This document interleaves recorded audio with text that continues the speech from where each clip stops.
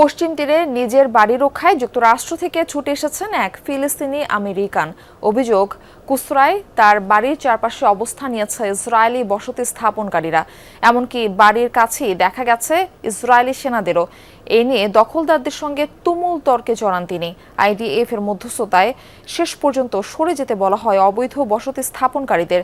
কুসরার এই ঘটনা ফিলিস্তিনি ভূখণ্ড দখল ও অবৈধভাবে ইসরায়েলি বসতি সম্প্রসারণের প্রতিচ্ছবি। ৪২ বছর ধরে কোটি মানুষের আস্থায় পাইপের বস আরএফএল পাইপ। পশ্চিম তীরে নিজের জমিতে ভাগ্নেকে নিয়ে হাঁটছিলেন ফিলিস্তিনি আমেরিকান নাগরিক লুই রিদি। এ সময় এক ইসরায়েলি সেটেলার তার সামনে এসে দাঁড়ায়। পথ রোধের চেষ্টা করলে শুরু হয় ব্যাপক তর্ক।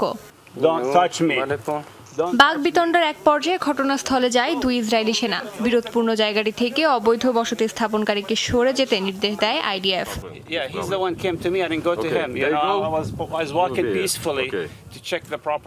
প্রায় ৩ বছর আগে পশ্চিম তীরে পৈতৃক জমিতে বাড়িটি নির্মাণ শুরু করেন লুই রিদি। চেয়েছিলেন যুক্তরাষ্ট্রে বেড়ে ওঠা সন্তানরাও যেন শেকড়ের সঙ্গে পরিচিত হতে পারে। তবে অঞ্চলটিতে দখলদার ও আইডিএফ এর সাম্প্রতিক উৎপাতের জেরে উদ্বেগ তৈরি হয় তার মাঝে। শেষ পর্যন্ত বসতভিটা রক্ষায় যুক্তরাষ্ট্র থেকে ছুটে আসেন পশ্চিম তীরের কুসরায়। কুসরায় পৌঁছে রিদি দেখেন তার বাড়ির আশেপাশে অবস্থান করছে অবৈধ বসতি স্থাপনকারীরা। তিনি যখন নিজ বাড়িতে থাকতে শুরু করেন তখন সেটেলাররা তার বাড়ি দখলে নিতে আরও সংগঠিত হয়। লুই রিদির দাবি, ১৯৯০-এর দশকে ইসরায়েল ফিলিস্তিনি শান্তি চুক্তি অনুযায়ী তার বাড়ি এমন এলাকায় যা ফিলিস্তিনি কর্তৃপক্ষের নিয়ন্ত্রণে থাকার কথা।